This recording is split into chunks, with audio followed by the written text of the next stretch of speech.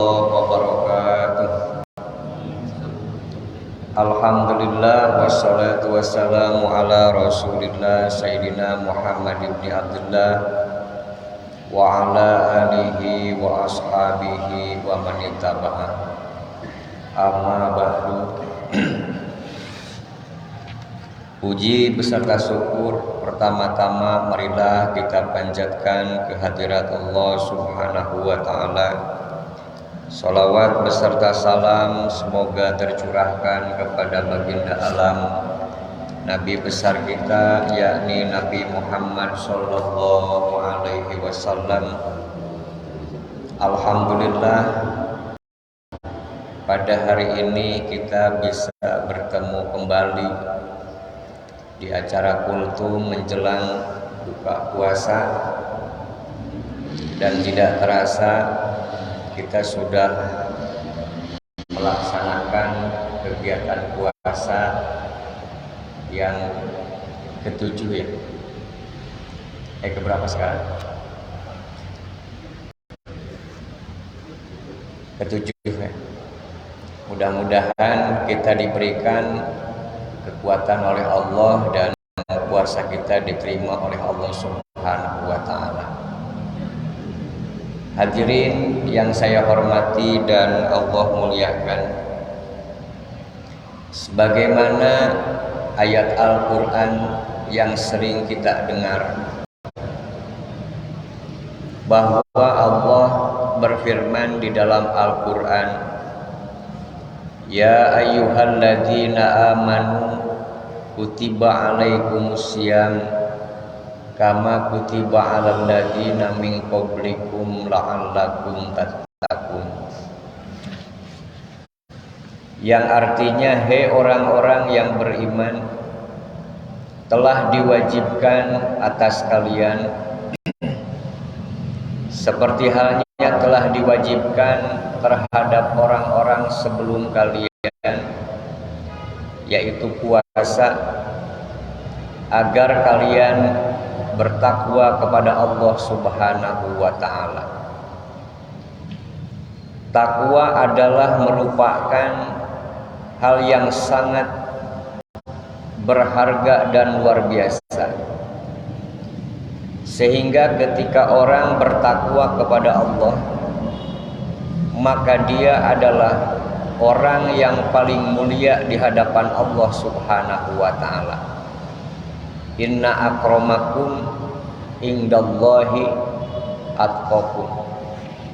Sesungguhnya yang paling mulia di antara kalian adalah yang paling takwa kepada Allah.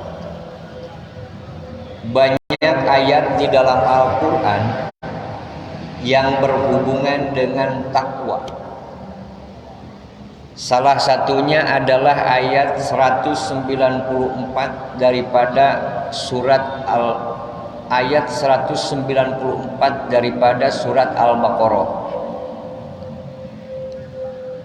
Di dalam ayat 194 Allah menyatakan, wattaqullaha wa'lamu annallaha ma'al muttaqin. Bertakwalah kalian kepada Allah dan ketahuilah oleh kalian bahwasannya Allah itu beserta orang-orang yang takwa kepadanya. Artinya bahwa kelebihan orang yang takwa kepada Allah itu dia justru lebih dekat dengan Allah selain daripada orang-orang yang tidak bertakwa.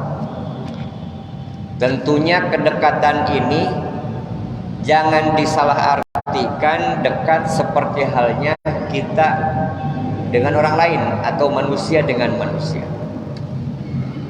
Karena kalau Allah itu tidak seperti halnya manusia, bahkan Allah sudah jelas itu tidak akan ada titik persamaan dengan makhluknya. Maka kalau Allah dikatakan butuh terhadap tempat, ini sangat keterlaluan. Jadi kita punya keyakinan tidak ada sedikit pun titik persamaan antara Allah dengan makhluknya, termasuk juga manusia.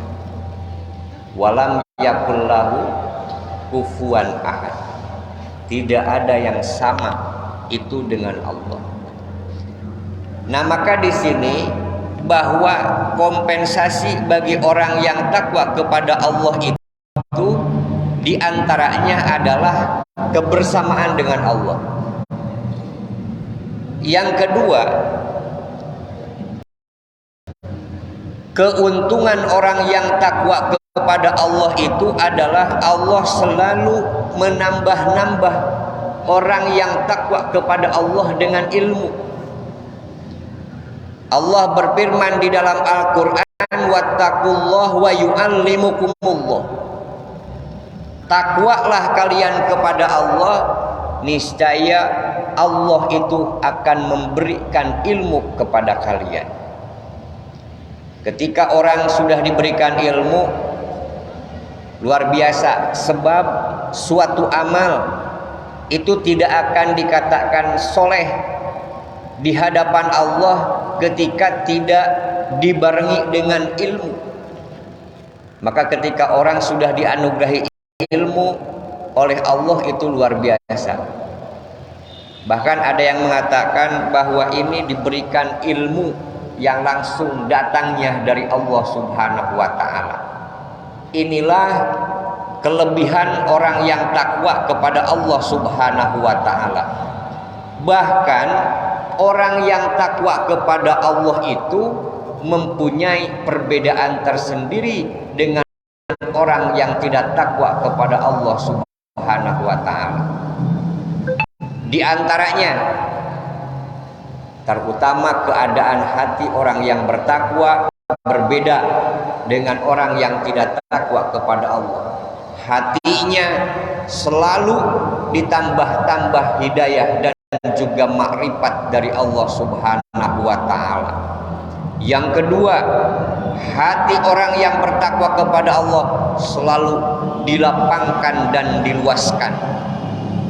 Bahkan orang yang takwa kepada Allah, hatinya selalu dijauhkan dari perbuatan hati yang dilarang oleh Allah Subhanahu wa ta'ala. Tidak mungkin orang yang takwa kepada Allah itu hatinya kotor dan juga buruk. Dan inilah keadaan hati yang susah untuk kita dapatkan, karena secara manusiawi kadang-kadang orang itu lebih dekat daripada keburukan hati daripada kebersihan hati. Nah, ini adalah kelebihan yang diberikan oleh Allah kepada orang yang takwa. Bahkan yang sering kita dengar adalah Allah akan memberikan kepada orang yang takwa itu berupa solusi dari berbagai masalah. Wa may yattaqillah yaj'al lahu makhraja wa yarzuqhu min haitsu la yahtasib. Barang siapa yang takwa kepada Allah, maka Allah akan memberikan solusi atau yang disebut dengan makhraja. Wa yarzuqhu min haitsu la yahtasib, bahkan akan memberikan rezeki dari jalan yang tidak disangka-sangka. Jadi kalau kita diberikan masalah, jangan kaget. Kita harus berhusnuzon kepada Allah.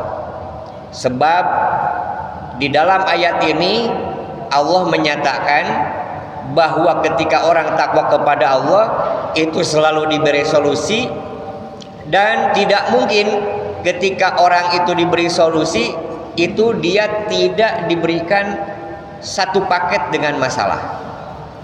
Maka ketika orang diberikan masalah, kita berhusnuzon, siapa tahu kita itu sudah diberikan makom yang terhormat di hadapan Allah berupa ketakwaan kepada Allah Subhanahu wa ta'ala. Dan yang kedua adalah Bagi orang yang tawakal kepada Allah itu diberikan rizki dari jalan yang tidak disangka-sangka. Sebab Allah memberikan rizki kepada manusia itu melalui dua jalan. Satu adalah jalan yang terprediksi, yang kedua adalah jalan yang tidak terprediksi. Maka kalau jalan yang terprediksi itu kita sudah tahu berapa rizki kita yang akan kita dapat setiap bulannya. Tetapi kalau jalan yang tidak terprediksi itu kadang-kadang melebihi apa yang kita terima secara reguler. Nah, tetapi di sini bahwa kompensasi bagi orang yang takwa kepada Allah itu adalah Allah memberikan rizki itu dari jalan yang tidak disangka-sangka. Nah, maka dengan demikian bahwa kita sebagai umat Islam dengan puasa ini harus lebih meningkatkan keyakinan kita kepada Allah Subhanahu wa ta'ala, lebih meningkatkan lagi ibadah kepada Allah Subhanahu wa ta'ala. Sebab kalau orang itu dengan sekuat tenaga mencari rizki tetapi dia gegabah di dalam beribadah kepada Allah, menurut Syekh Imam Athaillah dia sudah buta mata hatinya. Beliau mengatakan ijtihaduka bima duminalaka wa taksiruka bima tuliba minka dalilun ala intimasil basirati minka. Ijtihaduka bima duminalaka, engkau bekerja keras mencari sesuatu yang sudah ditanggung oleh Allah, yaitu rizki. Wa taksiruka bima tuliba minka, tapi engkau itu gegabah dalam melaksanakan apa yang dipinta oleh Allah Subhanahu wa ta'ala, yaitu beribadah kepadanya. Dalilun ala intimasil basirati minka, menunjukkan bahwa hati kita telah buta. Sementara manusia diciptakan oleh Allah Subhanahu wa ta'ala tidak lain dan tiada bukan itu hanya untuk beribadah kepada Allah Subhanahu wa ta'ala. Wa ma khalaqtul jinna wal insa illa liya'budun. Hadirin yang saya hormati dan Allah muliakan, tentunya puasa ini adalah sebagai kawah candra di muka atau sebagai lahan untuk kita latihan. Dengan demikian di dalam bulan yang 11 ke depan kita sudah terbiasa untuk melakukan sesuatu yang baik dan juga diperintah oleh Allah Subhanahu wa ta'ala. Kalaupun di bulan-bulan biasa kita sulit membaca Al-Quran, maka di bulan ini kita mencoba untuk belajar membaca Al-Quran. Bahkan orang yang membaca Al-Quran sudah jelas dia termasuk orang yang dirindukan oleh surganya Allah Subhanahu wa ta'ala. Ini sesuai dengan apa yang disampaikan oleh Nabi kita Muhammad sallallahu alaihi wasallam. Al-jannatu mustaqatun ila arba'ati nafarin, bahwa surga merindukan beberapa kelompok daripada manusia. Talil Quran, yang pertama adalah orang yang suka membaca Al-Quran. Wahafidil lisan, yang kedua orang yang suka menjaga lidahnya. Maka di bulan puasa pun kita latihan untuk selalu menjaga lidah kita, karena kalau tidak dijaga, kemarin saya dalam kultum bahwa itu adalah yang akan melebur pahala kegiatan berpuasa kita. Walaupun puasanya tidak batal, tetapi pahala puasanya menjadi hilang. Mudah-mudahan kita diberikan kekuatan oleh Allah Subhanahu wa ta'ala dalam melaksanakan ibadah puasa ini. 2 menit lagi kita akan berbuka puasa, dan insya Allah nanti dipandu untuk membaca doa oleh Ustadz Aris. Itu saja yang saya sampaikan pada hari ini. Mohon maaf apabila ada kealpaan. Saya tutup. Wal afu minkum. Wassalamualaikum warahmatullahi wabarakatuh.